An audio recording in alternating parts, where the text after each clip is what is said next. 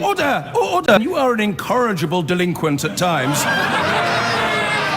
Behave yourself, man!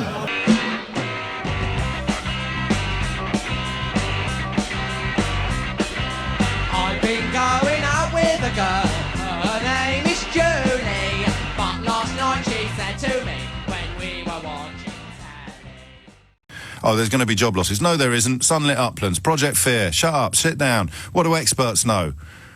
And now they're both coming out and saying, yeah, business is going bust. It's a price worth paying. One does it with a heavy heart. One does it with a spring in his step because he is a borderline sociopath who doesn't actually care about anybody. Hunt's got a double figure, millions of pounds in the bank, which is great. I'm not one of those people who believes in more equality somehow involving massive confiscations of wealth from the wealthiest. But it does somehow disqualify him from saying 350 people at a car wheel factory in Cookley are going to lose their jobs, but it's worth it. I wonder if any of them would care to give me a call this morning. 10:27 is the time. Steve's in Dewsbury. Steve, what do you think's happening? Hi, I'm a technologist. I work in upcoming technologies, and I can say that things that are going on in Britain, waiting to come in, businesses that are ready, are quite significant. And I think the job losses are inevitable due to AI being introduced into the workplace anyway. No, the job losses we're talking about today have nothing to do with AI. The chief executive of the company... Well, we're not talking in general about theoretical, fictional businesses. We're talking about production lines that when the product at the end of the production line is subjected to export tariffs will not be financially viable anymore. Now, did you vote for that? I voted to leave. Yes, I could tell that already, but did you vote for businesses to go bust? To actually say you are going to go bust and you are not going to go bust, yes. It's hard to say who's going to cherry pick. There are going to be... No, you misunderstood casualties. me again, Steve. Jeremy Hunt is saying businesses will go bust as a direct consequence of a no-deal Brexit. If there wasn't a no-deal... If there wasn't... What I'm saying is that businesses will be... There are new businesses coming up that aren't yet there, that will be there when we're out. For example... Great. So no, not for example. I hope you're right, and I'm happy to believe you, but we're not talking about a theoretical future today. We're talking about... We're not. We're talking about technologies that are existing that can't get into the marketplace because we're in Europe. Right. Go on. Well, tell me about the technologies that can't get... Go on. Tell me about the technologies. Yes, which is why today we're talking about the present. So, tell me about the technologies that can't get... You go to China right now, yes, and everybody lives on their phone. Everybody. Everything that is in your wallet right now will be on your mobile phone within 5 years, and the technology to do that, the digital linking technology, is British. The patents are British, and that is coming through. So when that actually happens... Yeah, but we need to be out of the EU for this technology to take precedence, because what will happen is... What does that mean? Just slow down a bit. We need to be out of the EU for this technology to take precedence. Just tell me what that means. Yes. Right, okay. For example, all the cash that is in your... We are going cashless. We are going digital, and we're going to go virtual. That is definitely going to happen. The bridging technology that does that is British. Now, that company is actually moving from the country because we can't get traction, not because we want to move. We can't get traction. Sorry, what's the company called? Smartglyph.com. And where's it moving to? Well, the investment we've just taken is from America. This is your own business, is it? This is a business you're involved in? I'm involved in it, yes. Right, so what is it about European Union membership that has prevented you from doing anything? At the moment, what we're saying is that should we follow the Norway model? Should we not follow the Canada model? No, you can't follow the Norway model because we're not in EFTA. So what is it about... When have we ever been followers? We're a country of leaders. Steve, you're doing emotion. No, here is the question, because I think you know more about this than I do. What is it about European Union membership that at the moment is restricting your ability to trade? Because you cannot be Switzerland, which is where we should head, with being in the EU. You need to be independent to control. I'm going to ask you once more. Switzerland, of course, is in... What is it about membership? No, please, Steve. What is it about membership? Just tell me, because I'm happy to believe you, that restricts your ability to do business. Right, the reason Switzerland is Switzerland and is not in the EU is because it needs to stand independent when it comes to money. Can you just please answer the question? Well, I'm trying to answer it in the way that... Okay, what, by being a member? You can't stand independent and say, we hold the purse, we're the prize, which is what Switzerland does right now. What does that Switzerland mean? What can't you do at the moment? We can't hold the purse. That's utterly meaningless. What is it you can't do? And you know that the EU has just set... You can't stand independent. You cannot stand on your own and say, right, we are the prize. Let's say, for example, in Docklands, we've got the strongest IT infrastructure in the world. As members of the EU. Yeah, well, irrespective, it is No, a it's not irrespective, is it? Because we wouldn't have that unless we had a membership of the biggest trading bloc in the world. I'm just... Once more, Steve. And it's not the biggest trading bloc, it's the second... Steve, it's the biggest, mate. Steve, one question for you, all right? Your business, what can't you do today that you'll be able to do when we leave with no deal? Because if we leave with no deal, we're not going to be anything like Switzerland. We can, well, what my argument is we need to be... I don't want your arguments. I want your points. I want your evidence. What can't you do, in a nutshell, using your expertise, of which I have none? You've got me right over a barrel here. I know nothing about this sector. What can't you do today that you'll be able to do in November if we leave with no deal? Stand independently as for example, a central bank, as Britain being the central bank for the world. If we're the central bank for the world, we cannot have partisan relationships with other places in Europe. You work for a technology company. You're not going to be able to establish Britain as the central bank for the world. Tell me about your company Steve, what can't you do today that you'll be able to do in November? Just as a simple business proposal. Fill your boots. Stand independently without being authoritarian. Stand independently. That doesn't mean anything at all. And here's the first story that will pop up on your Google about Switzerland and EU. Relationships between non-EU Switzerland and its 28 EU neighbours were strained on Sunday, with the European Union threatening from midnight to terminate its preferential treatment of Swiss stock exchanges. Steve, how is that standing independently? Right, so partly, if we stand back and say, OK... You've got to answer one question that I've asked. You've got to answer one question that I've asked. How is the EU being able... Oh, mate, I give up. Seriously, have a great day. It's 10:34, but it's a fascinating question. It's a beautiful illustration of how low we've been brought, isn't it? Name a prominent British politician who would attack a British diplomat to curry favour with a foreign leader. Apart from Nigel Farage, of course, who's doing it today. 0345 6060 973. Ross is in Bromley. Ross, what would you like to say? Good morning, James. I can't really answer that question that you've just... I don't think anyone can, Ross, but I've got 10 minutes to be disproved. All right. Well, what I have called in to say is that the United Kingdom should really be aware of its own status in the world, and should really... and as an American who's lived in the United Kingdom for several years, I'm British and American, so I don't really particularly have a dog in this fight. I don't consider myself to be particularly patriotic or anything like that. But the UK is essentially a vassal state of the UK in terms of its political and economic and military power. So it's a vassal state. The UK is a vassal state of the UK? Of the US, the United States. Oh, sorry, you misspoke. That's all. Yeah.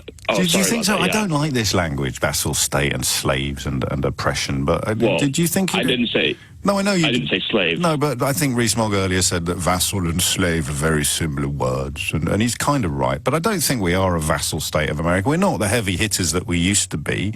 Most people... I mean, Rees-Mogg and his friends claim that we're a vassal state of the European Union. I think we're just a major world power, but not as major as we used to be. And economically, we're probably stronger than we are militarily. Okay, you can believe that, but we have a huge amount of debt. We have very little power in terms of the actual changes of the economic sort of like waves, if you will, of the world. I don't think I disagree with you, but I'm bridling in a patriotic fashion at your analysis, Ross. Partly because you're American. I know you've got a foot in both camps, but you're saying Britain is a much smaller player than you realise, and I'm going, I know he's right, but I don't like it. I'm going to stop. Well, look, okay. So let's just. So I'll give you the point that you the point that maybe the UK has more power or more influence than it actually believes that it thinks that it does, or it does actually have it. But don't you think it should be sort of we should incorporate better language when we're talking about Trump and the administration and things like that? You referred to him as sort of a coterie of criminals that surround him or something like that. Yeah, but that's just a fact. This is a guy who's he's an egomaniac. Like, but he's had two campaign managers. Well, this is a fascinating position, and it's one that I encounter quite a lot. You think we should stop telling the truth for fear of offending the man whose campaign manager is in jail? Yes.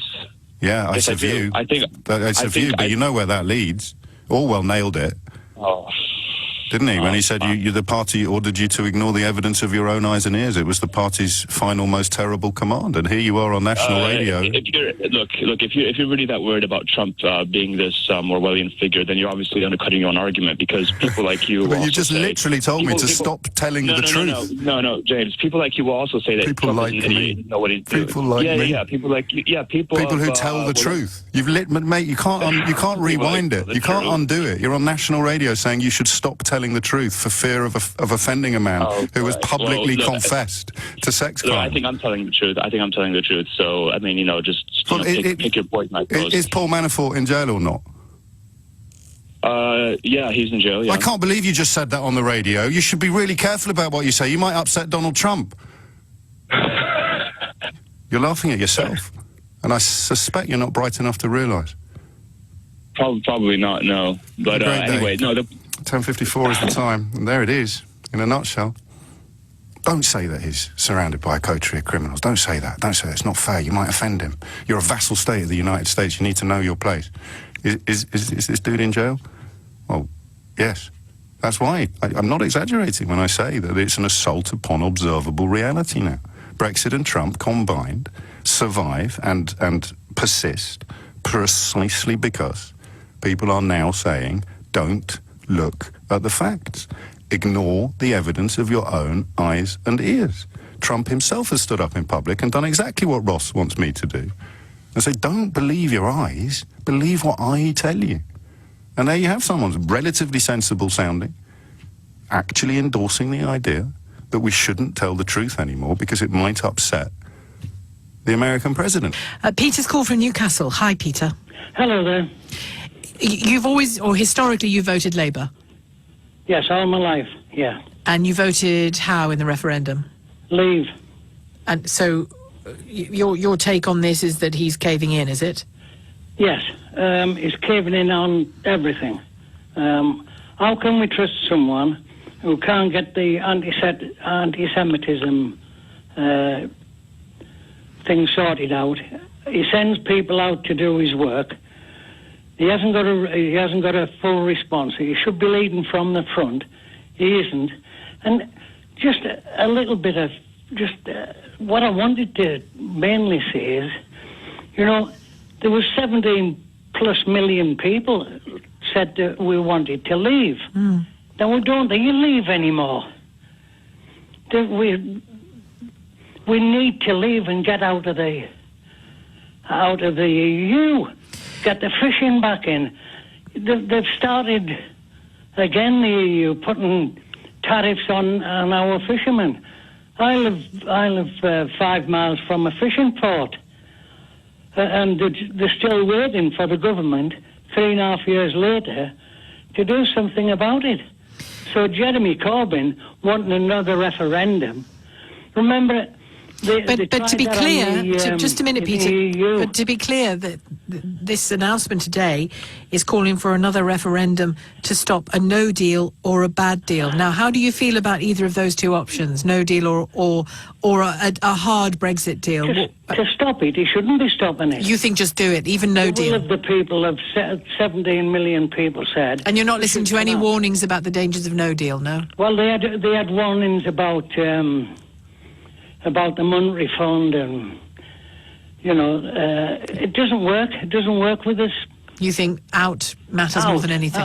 I'm 70 odd now. I don't care, but I worry for my grandchildren. I really do, because they can't how old are sort they? Themselves out. Never mind Europe. How old are your grandchildren? 17, 18, and so on. And are you troubled at all by the fact that they would lose their freedom of movement around the whole of Europe or the member states of the EU? Well, you see, this is what you're saying. Well, it's true. This is what people say. You're going to lose this, you're going to lose that. But it's true, Peter. In that instance, it's true. How many people... I'm sorry, I'm a leaver. Could I just explain this? How many people go to Spain on holiday? Oh, yeah. No, I'm not saying you can't go into Europe. I'm talking about... I'm just saying you were restricted. It isn't any... They're not going to restrict anybody from this country going into any EU country. They're not going to stop delivering... To live and work as freely as they can now, they will. ...and vegetables to this country, because it's their livelihood as well. Nobody's talking to them. All the people who are talking, politicians. Have you spoken to your teenage grandchildren about it? What do they say? All they want to do is have a living wage to compete with other countries. Now, you mentioned there and you laughed. Well, our economy is doing better than a lot of the EU countries. Yeah, and so is America. Mm. And so is America. They, apart from Donald Trump giving advice, he's got the best economy in the world. And you people are laughing at him. You know, that guy, I've got a strange feeling it'll come out. I might be wrong. It'll come out that's being put out there now, because it was about 6 months ago this happened, is to frighten people to think, oh, well, we won't get a trade deal with America because this is what we've said with it, so we'll have to remain. That's what I think. I know it might sound stupid to a lot of people, but that's how I think. All right, Peter, thanks for your call. Peter in Newcastle. We're in the northeast of England. Michael's called from Worthing already. You're furious with me, Michael. Why? Oh, Sheila, please, really. What do you want men to do? In what context? What do I want men to do? He said to the reporter, I want you to bring somebody to chaperone you, so make sure that everything's above board. He said it at the last minute, having agreed to it It earlier doesn't on. matter, Sheila. I am really fed up with the Me Too argument. Do you know what? I will not be in a room with a woman by myself now because of that movement. What do you think the Me Too argument is? Well, it's just like, keep your hands off me. And it's not that I would ever touch a woman because, I'm a gay man anyway, but that's not the point. I do not like being in a room with a single woman just because of the Me Too organisation. What do you think the danger is to you? Well, she could be, psychotic, or she could be bipolar. I have no idea, Sheila. But I still feel uncomfortable going into a room with a woman by myself. Since Me Too, not before. No, not before. No. And let's talk about life before Me Too. What kind of settings would you find yourself in a room alone with a woman at work, maybe something like that? Well, I don't work, but let's say a doctor's surgery with a doctor. Female doctor, right? And you always felt comfortable before then? Before that, yeah. But now I will always take somebody with me to make sure that everything's. In case the doctor's psychotic. You never know, Sheila, these days, really, do you? The mental health issue is enormous in this country, so you never know who you're standing next to. And if you went to see a male doctor, who, of course, is as prone to mental illness as any other human being... Well, I wouldn't want him to think that I was going to touch him up. Let's put it that way. Would you take a chaperone into it with a male doctor? I will do, yeah. Oh, you will? Yeah, of course I will. So this isn't about Me Too or gender or the fear of being assaulted? Oh, no. That Me Too thing covers all bases, all sexualities. It doesn't. No, hang on. It covers women being protected from harassment is its central message. Oh, so you're now sexualising it?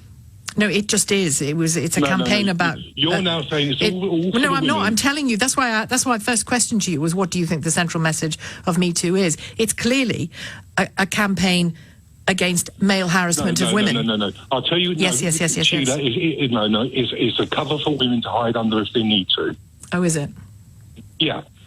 And you've only thought this since Me Too. Do you really think that every man wants to touch a woman, but when they're by themselves? Not at all. No, they don't. Of course they don't. Not at all. No, but all I'm is frequently you're on my own with men in professional settings. It's perfectly fine. But Sheila, come on, look. You can go into a room. If a man walks in by himself, what is your reaction? Am I safe? Hello? No, it's not. Yes, it is. Your first thing is, am I safe in this room with this man? Well, not at work, it isn't. Well, it depends on... Well, I know people. Yeah, no, I'm not talking about work, but if you're in a room and you're doing something, whatever, I don't know, a library, and you're in a quiet room, and a bloke walks in, what would you do? You go, oh. I genuinely wouldn't, as my first port of call, imagine he was going to sexually assault me. Yeah, well, we'll have to disagree on that one. Agree to disagree. Well, you But can't really, agree. No, Michael, you can't disagree with what I'm telling you, I think, about my own reactions. Yeah, you have and to you can't accept tell what me I'm about telling my you. I'm not reactions. telling you about your reactions. I'm having a conversation with you about them. You've just told me that we'll have to agree to disagree about how I behave. I've just told you that if a man walked in a room, my first port of call wouldn't be, oh, my God, he's going to rape me. No, I didn't think you would say that. All you say, your natural instincts are, where's the door? No, it's not. Are you sure about that, Sheila? I'm completely sure about that, Michael. Try it out next time you're in a room by yourself I'll with a be man. sure to do that, and I'm kind of hoping it's not you. Michael, thank you. Michael in Worthing. And this second time, he's probably going to win more blacks than before. Now, Trump, the thing about the left is this. They fail to constantly see what the people want. What Trump tweeted out is not what basically everybody's saying it. Even me, as a black person from Africa, how is it possible that a congresswoman coming to a country, America, giving you this opportunity, for you to be able to bring this racist behavior? Joe, everybody's racist. Three of the four of them were born in the United States. They are citizens born. And actually, let me finish. Even if they weren't, just as I would never say to you, get back to Africa, the whole point of America, it seems to me, is that people have the freedom to argue politically the case that they wish to argue, but hopefully in a manner that doesn't involve racism. But why do you see racism in everything? I don't see racism in everything. If Ilhan Omar doesn't think America is great, just today, I think, she made a comment. She said, when you go outside America, everybody thinks America is great. But when you come here, we don't actually feel the greatness. Well, says who? Says who? This is America. Nobody owns slaves. Yes, but nobody owns slaves. But Joe, you can argue. You can argue with her, and Donald Trump can argue with her. Anyone can argue with her and say America is great. Let me tell you why. And she can come back and say, here are ways in which it isn't great. Let me educate you. And you can come back and say, that's fine. I still disagree with you. That's called political argument. But saying to a black woman or a Latina who happens to be, both of whom happen to have been born in the United States, saying go home is because of the colour of their skin. It's saying go home black lady, go home Latina. It's saying go home. It's racist. No, it's not. And we're tired. Home is the Bronx. Home is the Bronx for AOC. You know that. Tired. No, we're tired of white leftist people trying to tell Africans or black folks how we should feel. I'm not. Racist. I hope you don't think I'm telling you that. I'm not telling you. We are happy in America with Trump. Yeah, good. We have jobs. I'm pleased. We're able to move forward. We do everything. And we don't want Ilhan Omar and these liberal democratic leftists to continue to sow division amongst us. But Joe. The white people were the ones who led after slavery. The whites. It's not the blacks, it's the whites. The white people were the ones who fought anti-slavery. So today, to demonize white people, it's just ridiculous. And this shows a lot of division. And this is so, I mean... Joe, it was... Okay, Joe, please stop talking for a second so I can come back and we can have a conversation. Okay, go on. It was always going to be the white people against slavery who fought to end slavery because the slaves didn't have the freedom to do so at the time, if you think about it. And I promise you that I'm not trying to tell you how you should feel. If you think Donald Trump is great, good. If you think America is great for you and life is better for you there, brilliant. I'm happy for you. I'm happy for your family. Long may you thrive. The politics of these four congresswomen is their politics, and they have every right to practice it, and they have every right to represent people, black, white, whatever, whose experience of America at the moment is not as good as yours. That's their job. And to shout at them, go home, when they do that, is because of the colour of their skin, and it's racist. Yes, but Ilhan Omar calls everybody else racist. I'm not her. I'm not Ilhan Omar. I'm talking to you, Joe. Joe, I'm talking to you, not her. I'm not speaking for her. I'm telling you, when I hear those words, when I see those words, if I ever said those words, it's racism. Okay, and I'm telling you, as a black person and a person who lives amongst African Americans who also, a lot of them support Trump, they feel the same way because they're tired of immigrants, when we come here, it's an opportunity because we couldn't have the same opportunities in our country. That's why we come here. So when somebody gives you access to their home, you come in there and treat them with a bit of respect. But I mean, I don't even care about. If you don't mind me saying, Joe, shall I tell you what I think? With all due respect, What do you think? I think you are suffering from a little bit of meekness. Simply, well, that's what the left always say. Constantly, they want to degrade people, no. and but you can fight for ourselves. No, you can be as fight for ourselves. you can be as the white left. You can. I'm not fighting. I'm not the white left. Just so you know. We can fight for ourselves. But we can fight for ourselves. You can enjoy America, and you can be pleased that you're there. You can be grateful that you're there. Doesn't mean your critical faculties end. And if you disagree with, and you don't, Well, you don't disagree. You don't disagree with him. That's fine. But if somebody else Trump does, is the president. Show him a bit of respect. That's all. Show him respect. Oh, see what I mean about meek? 346. Thank you, Joe. I don't think it's racist what he said to the four ladies in Congress there, in any way, shape or form. They're all Americans, and he's just pointing out that their disruptive activities, I mean, they're hardline socialists, mate. They're left-wing extremists, and they're trying to change American politics from within. And he's just pointing that out. And what's he trying to do? When he took over from Barack Obama? Was he trying to carry on doing politics exactly the same as Obama did, or was he trying to change it from within?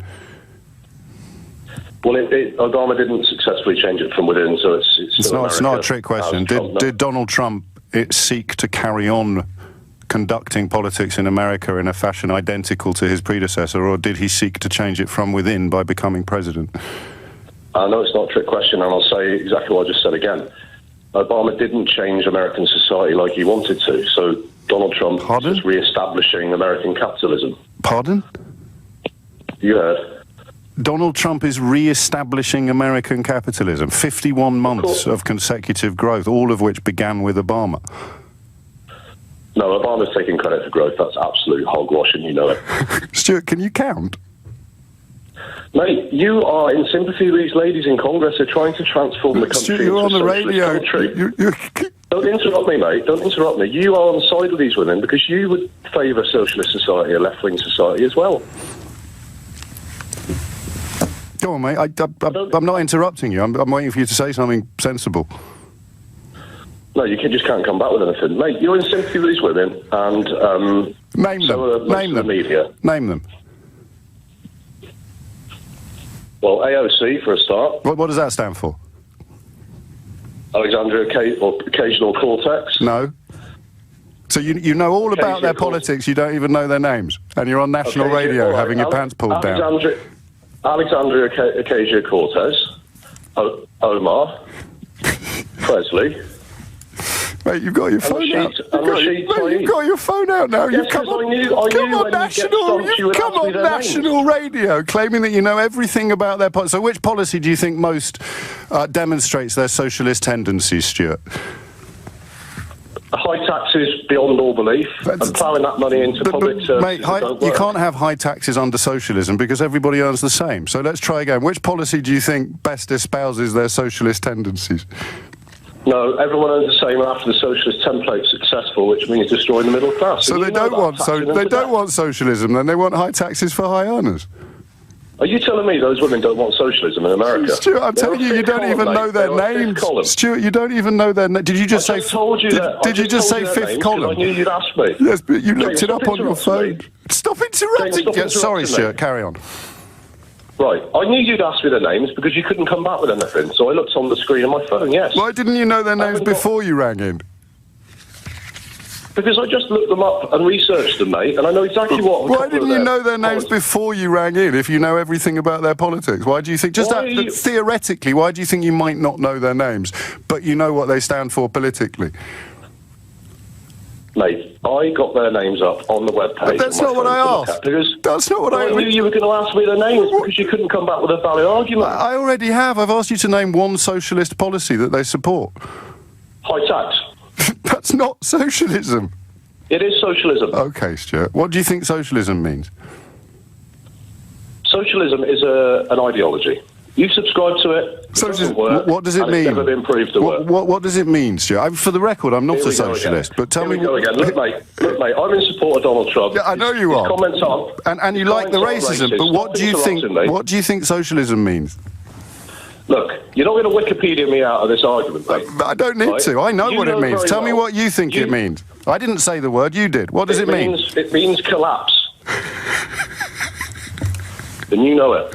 And you subscribe to it. Go on. And it will never work. Socialism means collapse. You know it. Socialism means collapse. Yes. Do you want to say something? Do you want to expand on that, Stuart, at all?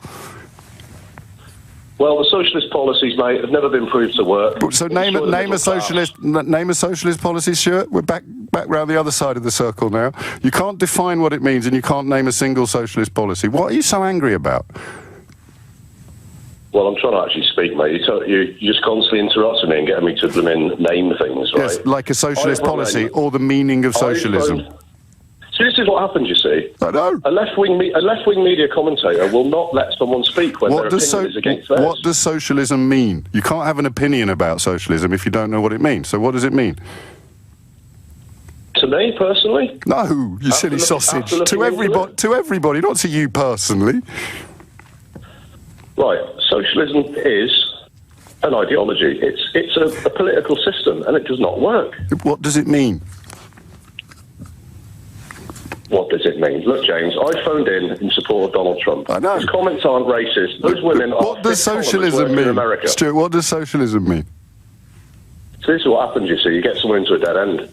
Socialism, I don't know the Wikipedia... You know, you're trying to get me Wikipedia me to death here. No, just any meaning at all, Stuart. I didn't mention the word. It's 12 o'clock. I've been doing this topic for an hour. No one said socialism except you. What does it mean? No, everyone that's phoned in has more or less been in support of the 4th columners there in America. What does socialism mean, Stuart? Right, to all your listeners, okay, as they are listening and nodding their head, the ones that are supporting what I'm saying is, socialism is a template that the 4 ladies in Congress are trying to bring into America. It doesn't work. Stuart doesn't know what it means. Stuart hasn't got a clue what it... Stuart's on national radio condemning socialism and revealing he doesn't know what it means. Okay, it's high taxes, it's healthcare for all that doesn't work or bankrupt the country. It is attacking big business. It's an incestuous relationship between big business and government. Sweetheart. Listen, next time... Patronising, you see. Of course I'm patronising you. You're a clown. You're on national radio condemning socialism and you've been asked... You're a clown. No, you're a clown. No, you're a clown. And you're just as bad as those women in Congress. And you're just as bad. And my dad's bigger than your dad. But go home. House building and office refurbishment, and have been for over 20 years now. And I remember when I used to work alongside a lot of Polish, Russian, Lithuanian, and they were on similar wages to what I was on at the time. And they used to earn their money. They used to live in like a house with maybe 10 of them in there, send all their money back home and build a house at home. Yes. And the problem is now is like I'm still on the same wage I've been on for the last 10, 15 years, and I'm self-employed. Yes. I have no regulations. You know, I have no pension. I have no savings, nothing at all. And everyone keeps saying about, well, we're blaming immigration all the time, but the fact of the matter is that they can bring in three foreigners, paying £40-50 a day to do the same work that I could do. Well, that's illegal. Well, it's illegal, but it happens all the time. It's a common practice with the big companies. But it's illegal. So the problem is the law being broken, not the people being exploited by the lawbreakers. But anyway, let's park that for a moment, because it's a well-known red herring. I'm not blaming you for swallowing it. It's not a red herring. Well, it is a red herring. The people who are being paid less than the national legal minimum wage it doesn't matter where they're from. They're victims of crime. They're victims of exploitation. So when they're not here, no one's sweeping it under the carpet. We're just calling it what it is, a crime. It's got nothing to do with the European Union membership. They're breaking the laws. They're breaking the rules. The thing with it, though, just wait a minute. Just wait a minute. Let's stop them all coming now, right? Free movement is... I'm not even saying... No, I know you're not. That's why I'm saying theoretically. Let's stop all these... Well, Russia's not in the European Union, but the Lithuanians and the Romanians and the Poles. What do you think will happen to your wages if that supply of legal labour... I can't... There's no point talking about illegal labour, but I understand why you went there. What do you think? What do you think is going to improve for you? Well, I don't know at the moment, because the fact of the matter is... Well, you did ring me to answer that question. Yeah, no, but what I'm saying is, Jay, is I am absolutely lost, because... Yes. Why do you think leaving the European Union is going to find you or help you find yourself? Well, because the last 10 years, nothing's changed. If nothing's changed for the last 10 years, But that's not status quo no more. I'm looking forward. Well, it could be worse than the status quo, John. You could have voted to make things worse. Yeah, but James, me and a lot of my colleagues who do the same work I'm doing, we are willing to take the chance. Yes, and to sacrifice our own jobs to take a chance to see what happens. You're willing to sacrifice your own job to see what happens? Yeah, honestly, yeah. Because I'm at the point now where I rent. But James, this is the thing. I rent. I have no savings. I have no pension. No, I've got nothing but sympathy for your situation. I'm just fascinated by how you think losing your job. How is losing your job going to make anything better? Because John? James, my job at the moment and my wages I earn at the moment are not improving my life. My life is still getting worse and worse. But why do you think things are going to get better if you haven't even got that job? But what else can I do? If my wages what I'm earning now, my job I'm earning now, well, the answer to not improving my life. No, I know, but we're dancing around it. I mean, first of all, if I was right wing and lazy, I'd say, well, there's nothing to stop you changing and getting a better job. But I'm not right wing or lazy, so I'm not going to patronise you by saying that. You're on about upskilling and stuff all the time. I'm not. I'm telling you what the findings are among people who are in similar situations to yours. I'm highly skilled as well in my job. Well, what really? Yeah, honestly, I'm highly skilled. But your minimum wage? No, I'm not minimum wage. I can earn £150 a day. Well, hang on. I thought you were getting replaced by unskilled labour on £50 a day a minute ago. Yes, because what they do is they can bring in 3 people for the same wage as me. But then you're not doing skilled work then. I don't want to dig into your CV, mate. You're not making a great deal of sense. Right, all I want to know, all I want to know from you, John, is how do you think things are going to improve for you? Right, well, just give us 30 seconds. I'll explain. Good. So what I'm saying is, what happens now on the jobs is they bring 3 people in for the same wage as me, and then I have to go back and redo their work for them on the same wage. You know, and I'm getting. So when they're not here, you won't even have that work.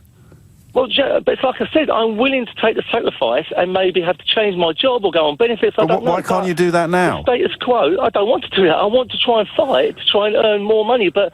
In 15 years, it's not changed. Nothing has changed. But John, either you're not hearing me or I'm not being clear enough. I'm hearing you, James. I don't think you're hearing me a great deal. Well, no, in 15 years, nothing has changed. There are some illegal, unskilled workers that do your work, even though you're a legal, skilled worker. Yeah, and like you said, we'll just sweep under the carpet. It's still going on. No one's sweeping anything under the carpet. I've completely acknowledged. Everyone is. Well, how can you? You're on national radio saying it out loud, John. But James, all we get is Remainers listening to the programme all the time. They don't want to listen to me because I'll be called a Nazi or far right or that's what happens all the time. Well, whenever you say anything forgive me, John. You just get labelled. What have you said that you think might see you labelled a Nazi? Because I said that that's what happens all the time. So I've said about we should have less immigration. Yes. So straight away people just and that is what I'm asking you. How is that going to improve your life? Do you think?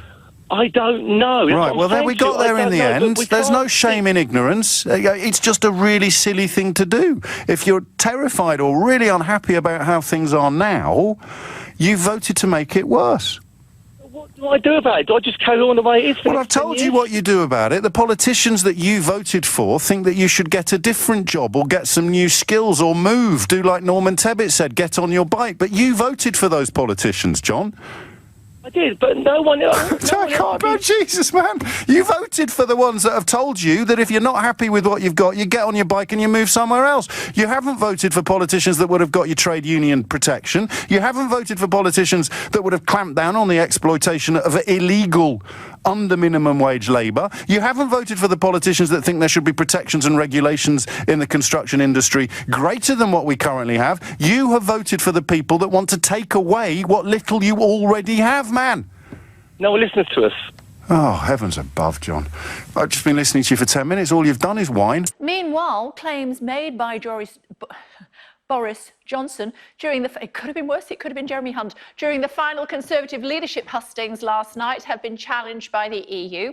Holding up a kipper to the audience, Mr Johnson said that EU forces companies to pack their fish with an ice pillow, using it as an example of legislation we would leave behind after Brexit. I want you to consider this kipper.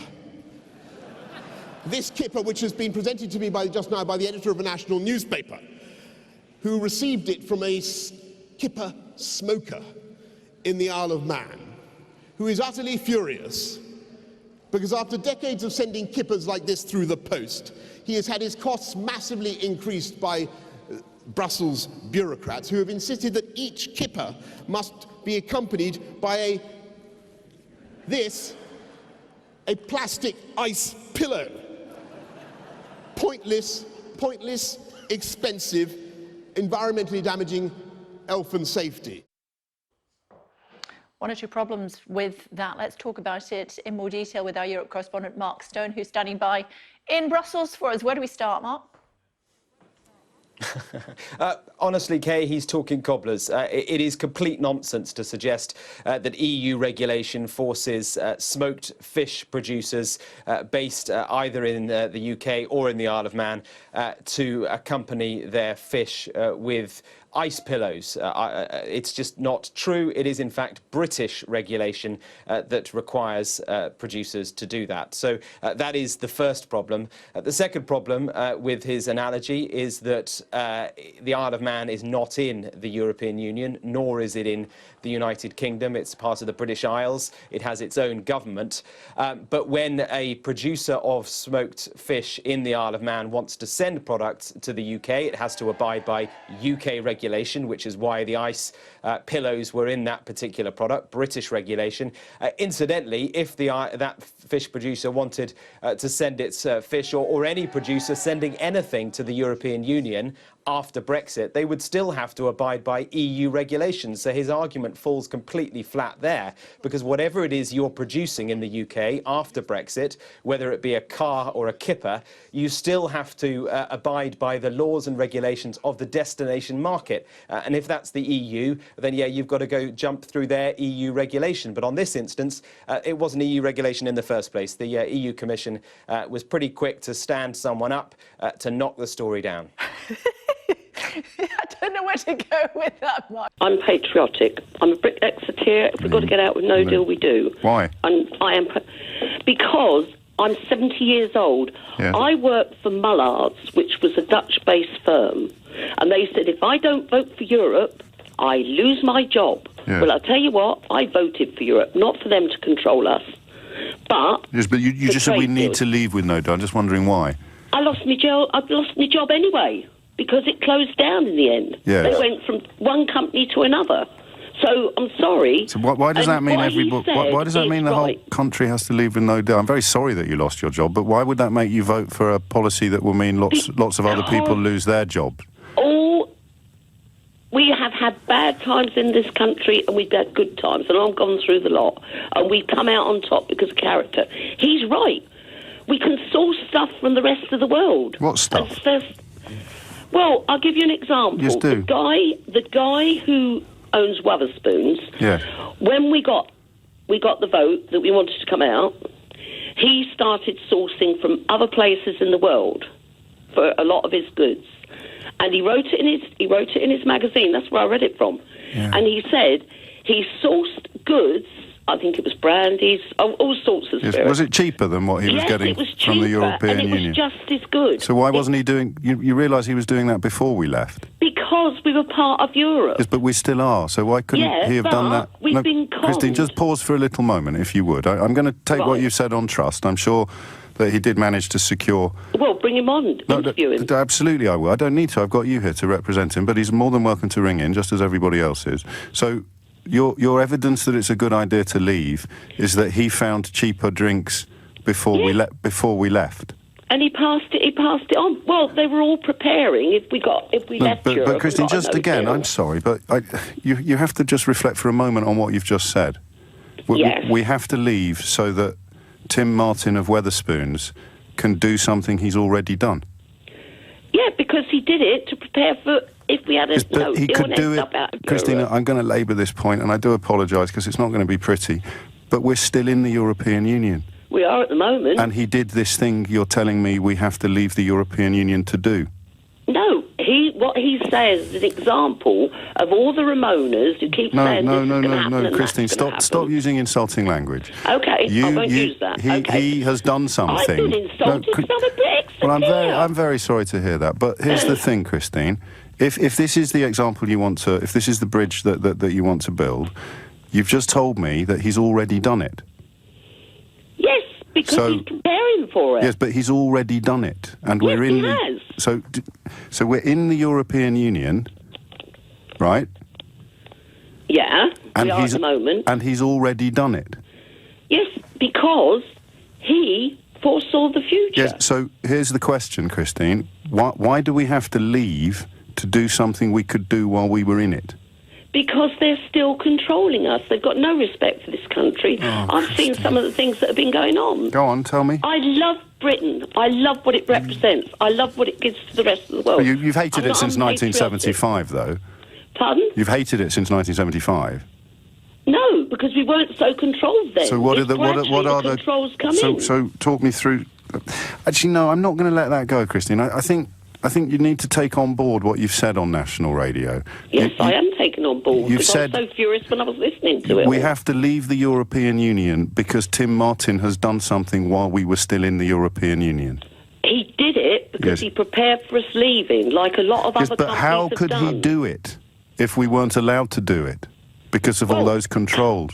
Well, you'll have to get him on. I'm only going by what his magazine said. But you, You'll no, have to but get you him on must your understand programme. what you read. How could he do it if we're not allowed to do it? Well, I don't know. I'm not a big businessman. No, well, But I was impressed with what he said. But if you find 100 big businessmen, between 90 and 95 of them will tell you that we're making a terrible mistake. Why have you chosen to believe this All right, businessman What about Mark Carney? while not understanding what he's done? Mark Carney has turned around. He was someone who said if we leave Europe, we're going to go down the pan. But he's changed now. He hasn't From what changed. I've heard on's been reported on the radio. Christine, again, he hasn't changed. And Mark Carney was the person the morning after the result who enacted economic policies specifically designed to minimise the impact of what he warned us against.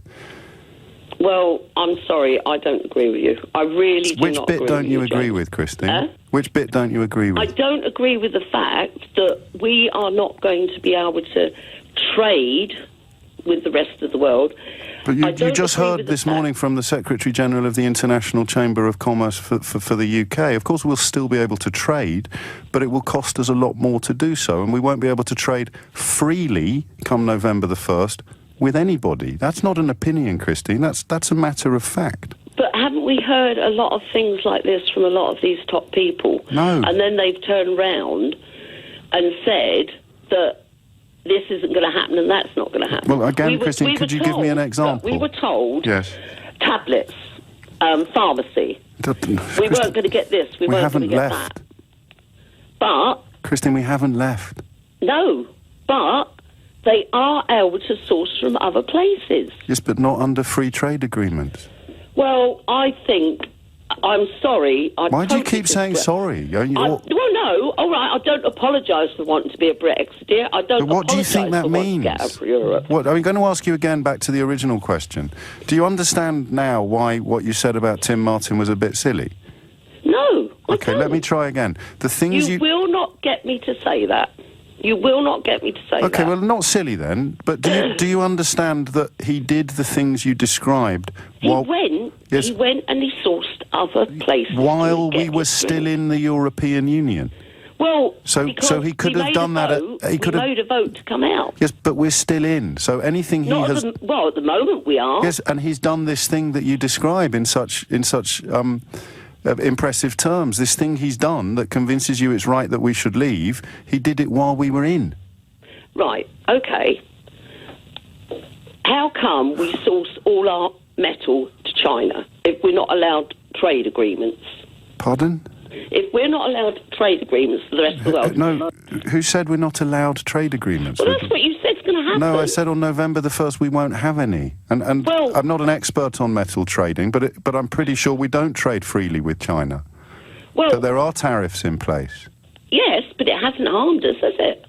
Pardon? It hasn't harmed us having trade agreements with China. We don't while have we're in any Europe. trade. We don't have any trade agreements with China. Well, I'm sorry. I've Why do you looked keep at saying this. sorry, Christine?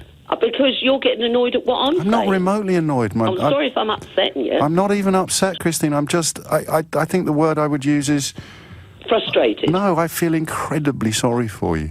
Well, you don't have to. No, I know I don't tell you have what, I'm to. a very strong person. I'm sure you are, but I know you don't have to feel sorry for me, and you don't have to feel sorry for a lot of people. I know who I don't want have out. to. I choose to feel sorry for you because you have believed a farrago of lies, and you've come on the radio to explain that you voted for lots of people to lose their jobs because you lost yours. No. Yes. No, I don't want people to lose their jobs, but that's what's going to happen. If we go forward, I'm sure that a lot of people will be proved wrong. Right. But you realise these aren't opinions. These aren't November the 1st.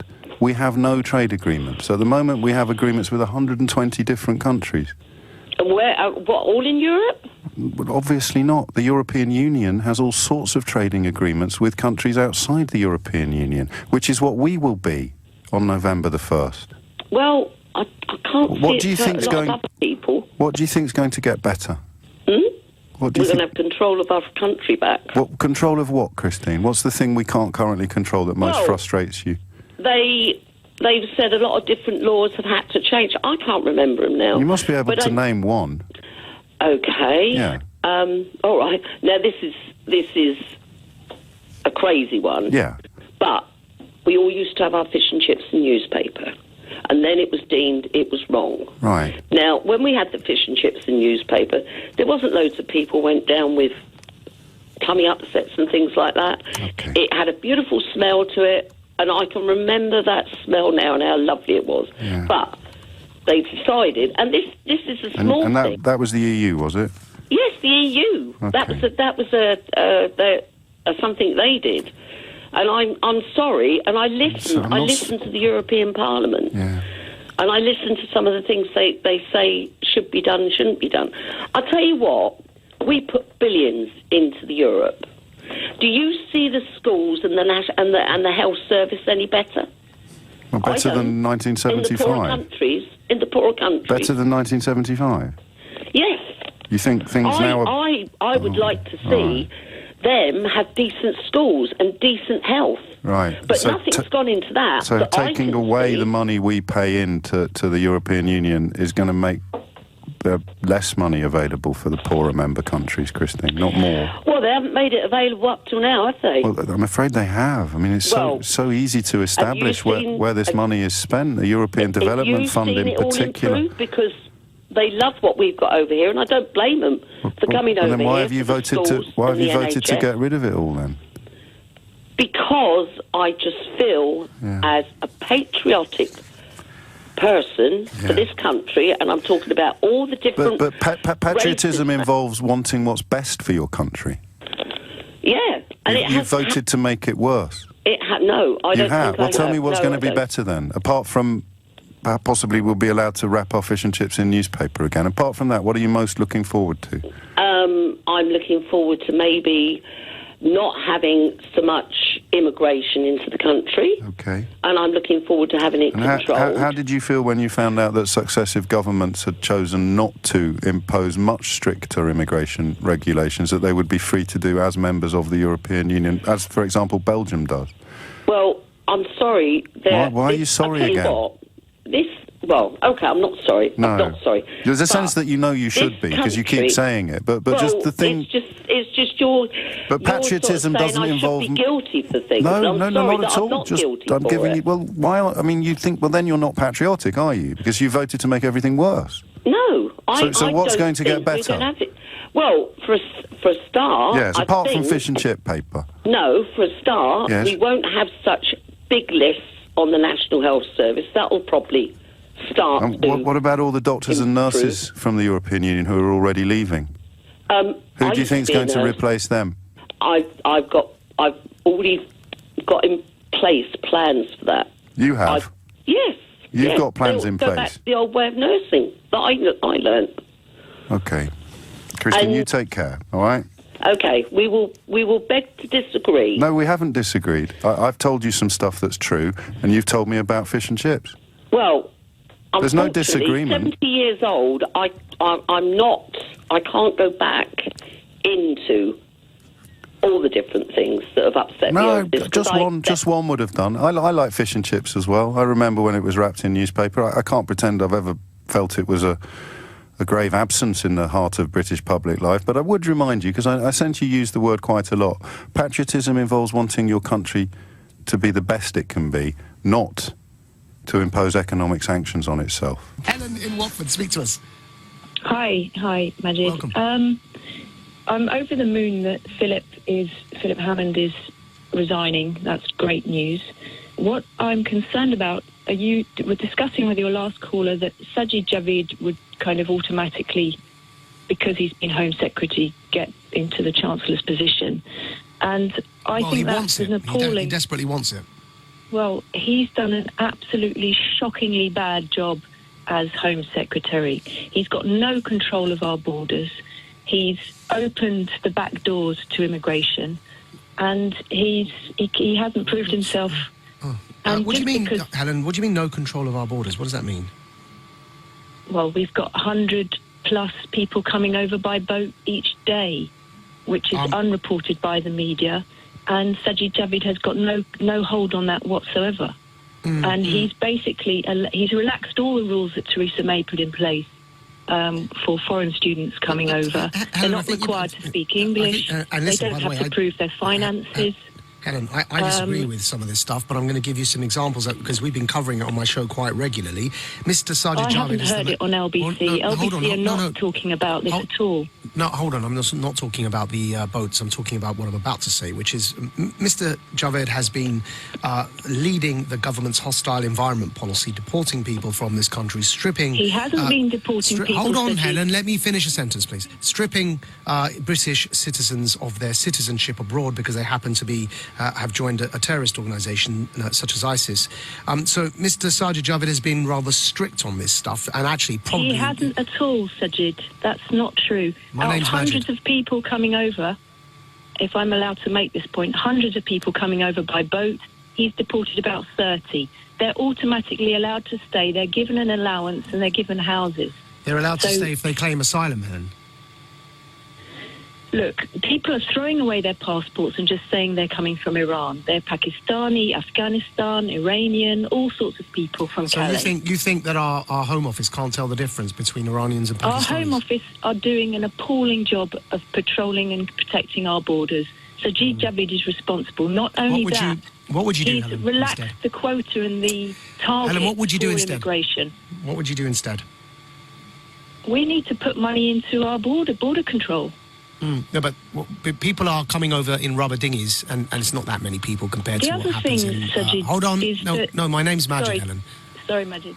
Yeah, can I ask you a question, please, Helen? Cannot give somebody like Sajid a job just because to fill diversity quota. People need to be good at their jobs, not get a job just because they're Pakistani origin. Helen, I don't think that's what's happening here. Because he's a shockingly bad Home Secretary. And he's biased. Because he comes from an immigrant background, he's biased towards these people. You need someone tough Helen, on you sound... immigration in this This is interesting. So you that think... is one of the problems we have. Helen, would you only trust... Can I ask you, would you only trust somebody that doesn't come from an immigrant background to have control of our Home Office? Is that what you're saying? Well, I think it's a strong bias. So you think that only white people can... Do you think, Helen, do you think only white Britons can be good Home Secretaries because of your point? I think Sajid is soft on immigration because Yeah, answer of my his question, please, background. Helen. Yeah. Do you think only white Britons can be good Home Secretaries because of the point you just made that he's got a bias? Well, I don't know why you're asking that question, Maajid. Because you just said something that is indicative of an answer that I'm trying to understand. So please address the question. I'll explain to you. No, don't explain to me. Answer the question. Background, you are soft on immigration. Helen, do you think only white Britons will make strong and good Home Secretaries and that only white Britons should take that post? Yes or no? He's not right. Helen, you can answer the question. Background. Helen, what are you scared of? If you have a view... No, I'm asking if you have an opinion... No, I'm asking you why you're trying to hide your real beliefs.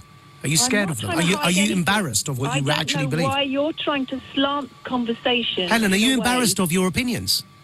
No, not at all. Then tell us what you really think. I have done. Should a white Briton... Are only white Britons, according to you, qualified to make good Home Secretaries? No. Then why are you saying that no one from an immigrant background can make a good Home Secretary because they have an inbuilt bias? You're putting words in my mouth. You just said you think because of his immigrant background he has a bias. He's soft on immigration. He's done an appalling job, and that he shouldn't automatically get to be Chancellor. Helen, we've got you on radio. I know exactly what you said, and it's going to be on the podcast when you play it back. You said because of his immigrant background, he has a bias, and people from immigrant backgrounds are biased towards immigration. That implies you don't think people from immigrant backgrounds should be Home Secretary. So can you please stop being embarrassed of your views and just explain to us what you mean? Do you think only white Britons should be Home Secretaries? I've explained to you quite clearly what I think. No, that's not very clear at all. You've got very upset about it. No, Helen, it's not very clear at all. What I'm trying to do, rather than getting upset, is get you to actually admit your beliefs on radio rather than hide them. You're a bit like the Islamists that call in. They run around in circles and don't answer my question. If you think people from immigrant backgrounds make bad Home Secretaries, do you think only white Britons who don't have the bias you've referred to will make good Home Secretaries? Yes or no? I told you already, no. No, who else will make a good Home Secretary then? Well, we need someone tough on immigration. That's what people are calling for in this country. And can people from immigrant backgrounds be tough on immigration? Why do you keep asking me the same question? This is you've got very upset about this. No, Helen, because actually you're avoiding the answer. Because actually we all heard you say that because of his immigrant background, you don't think that he can be good on immigration. And so I'm asking you whether that's a condition for you. Sajid Javid has proved that in his case. But in your analysis, he's proved it. In your analysis, he's proved it because of his immigrant background. Now, you're the one who raised that, not me. Each person case by case. I'm not. Well, you're saying clearly that not, because you made a general statement, Helen, which is why I'm pulling you up on it. In his case. And if you let me finish, who would you vote for, Helen? Speak without talking over who would you me, vote for, Helen? I'll explain to you. No, Helen, we don't have much time, Helen. Who would you vote for?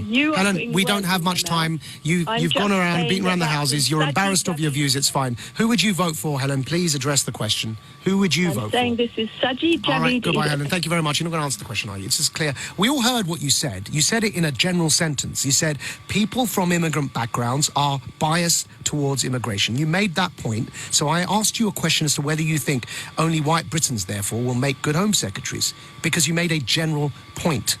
And then you became embarrassed of your true beliefs. Switchboard glitch a moment ago. Terry's in High Wycombe. Terry, what does he stand for? Or does it matter that he doesn't seem to stand for anything? I just think that he stands for something that you are not. We're just so tired of people like you consistently having one outlook on anybody in the Tory party that you can't give a balanced view. Well, I can. I spoke to several Conservatives yesterday. For Boris. Yes. So why? Let's not talk about me, Terry. Let's talk about you. What do you like? What does he stand for? He stands for politicians who think about the Leave voters. The Leave voters. Think about the Leave voters and the whole lot of things that Leave voters voted for. As far as you're concerned, it's only the Remain and the EU voice that should be heard. Anything else? I'm black, so I'm not racist. No, no one's mentioned racist or actually Brexit or the EU except the last fellow. I mean, I think we can park that for the purposes of this conversation. He's obviously in favour of leaving. It's going to be difficult for him to keep happy the ERG and the man he's just appointed as an advisor who wrote the ERG should be treated like a tumour and excised from the UK body politic. It's going to be difficult for him to keep both of those constituencies happy. No, it's not. I think that's what he's going in for. And that's what Leave voters want. But this is what Dominic Cummings wrote, and this is his first appointment to Downing Street. But whatever Dominic Cummings wrote, and he hasn't seen it, is not what Boris is saying. Look how many times. But if I was going to give you a job, I'd look at your CV, Terry. And but the thing and if I looked at Dominic Cummings, when I was 20. It's completely different from who I am at 50. He wrote this on March the 27th. What did he... tell me that again, sorry. Dominic Cummings wrote, you should be treated, talking about the ERG, you should be treated like a metastasizing tumour and excised from the UK body politic. You guys were too busy shooting... Boris is just trying to bring people together. Yes. So that is one of the things he probably So he's bringing together the tumour and the man who despises the tumour. But anyway, we're getting bogged down in Brexit. Any politician has to do. Yes, exactly that. Listen, let's not talk about me and let's not talk about Brexit. What does he stand for? I've just told you, I think he stands for the UK, and particularly for UK working class people. Okay. And that is what he stands for. Okay. I know you don't believe it. Why has he offered a tax cut? I know you don't believe it. Why has he offered a tax cut to people earning over £50,000 a year? And what's that got to do with him standing up for working class people? Well, I don't think most people's definition of working class involves earning double the national average salary. But you see, that is what you are thinking. A lot of people. But what do you mean by work working class then? Well, we are talking about people who are on the low end of the ladder, whose jobs are well, really exactly. low So jobs. he's offered tax cuts to people earning more than double the national average salary. Well, yes, but the thing about What's he offered to people earning the national average salary, or what's he offered to people at the bottom of the ladder you just described? How you expect him to answer all that on his first day in office? I'm not. I'm asking you to. I'm asking you to answer questions about stuff you just said. Well, I think he stands for them because he is promising them what they voted for. Who? And that's the one thing. He's promising them what they voted for. He's promising who what they voted like for? The other politicians and the ex-leader of the Tory party that was going to do their own business, whether the Leave voters wanted it or not. Okay. I hope you're right. I don't really understand what you said, but it sounds a bit more optimistic than a lot of other people are feeling. I don't quite get how tax cuts for people earning over 50 grand a year is evidence of sticking up for the working class, but I suppose, hey, one day maybe everyone will be earning over £50,000 a year, and then that will be a tax cut for the working class. There you go. We could get there. We can do this. Oh, boy. 10:41 is the time. Anthony is in Hemel Hempstead. Anthony, what would you like to say? Hi there, James. First-time caller, by the way. Good morning. You're very welcome.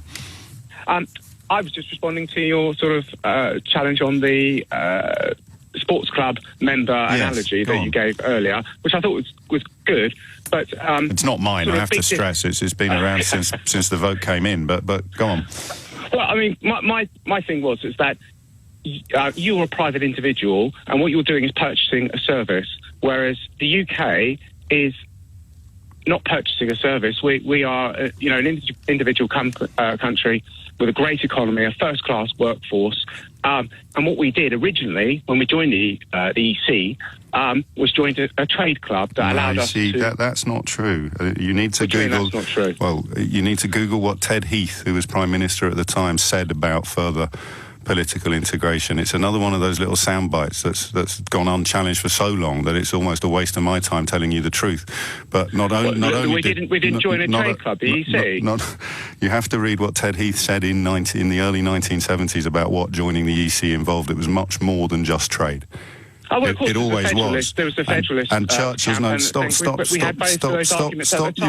No, we didn't. You literally, the Prime Minister of the country that took us into the European community explained why it was about much more than trade. But what we've seen in the last 25 years, since 1950, has been the creation of a new organisation, the community, the European community. And I'm somewhat sad that it's still apparent that those who have spoken so passionately against this motion tonight have not realized the nature of this new community and its institutions, and first and foremost that its purpose is a political one. We've been accustomed during these years and all these arguments to hear the community described as the common market. I hope this is a habit which we can now abandon. Certainly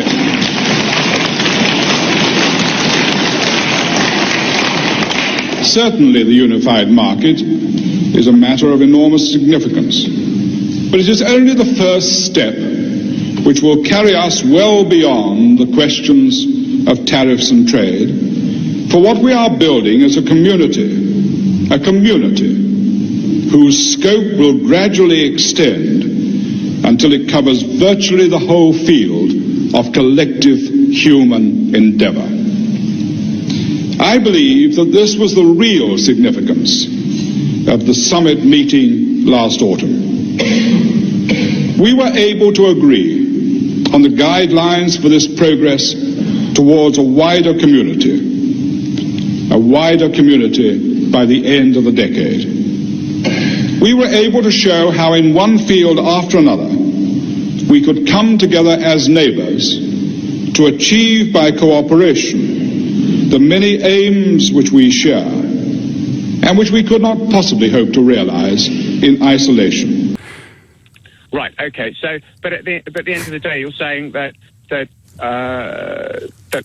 we did, you know, we're walking away from that. We don't want to be in the club, which, you know, we're perfectly, you know, it's a perfectly not sensible thing to do. I'm not a Brexiteer by any stretch of the imagination. But by walking away, taking away trade, you know, that is the big gun to our head, isn't it? And that started right at the very beginning of negotiations. We didn't really have any choice. We had to follow the very beginning of negotiations. We were moving heaven and earth to put a trade agreement in place. Well, who was moving heaven and earth? Because all 28 countries. That's what the withdrawal agreement was designed to presage. It could have been passed by now, and we'd be cracking on with the negotiations for the free trade agreement. It would, by definition, be inferior to what we already have. But really, at the end of the day, what we want is a trade agreement because it's mutually beneficial to both of us. At the end of the day, when we joined, we had trading agreements with all these countries and others throughout the world. But we didn't have any trade agreements with any of Europe before we joined the EC. A fraction of what we've got now. Yeah, of course, but the world has moved on, hasn't it? You know, and we've moved in. We had huge trading agreements with the rest of the world. So, sorry, when could you argue that? Well, pre-joining the European Union. Which ones are you thinking of? The Commonwealth for a start. Right, and we don't have that now? We didn't have good trade agreements with the Commonwealth. We weren't doing a lot of business with those countries. So when you say the Commonwealth, which comparable economies are you thinking of with regards to sort of like Germany, France? And now, of course, we've got free trade agreements with Japan. We've got a very good trade agreement with Canada. Look, you can't argue that stepping away, you know, the agreement and the situation we have at the moment is by far the best. You know, we do a lot of trade in Europe. I don't understand what you're saying. But I'm just saying, you are literally on national radio arguing against what you've just said.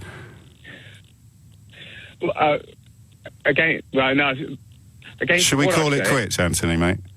Okay, let's call it quits. All right, you have a great day. And don't feel too bad, because you've had this nonsense poured into your ears by bad actors, by liars, by fraudsters, by charlatans and by spivs for so many years that there is absolutely no shame in feeling your pants fall down when you repeat it live on national radio.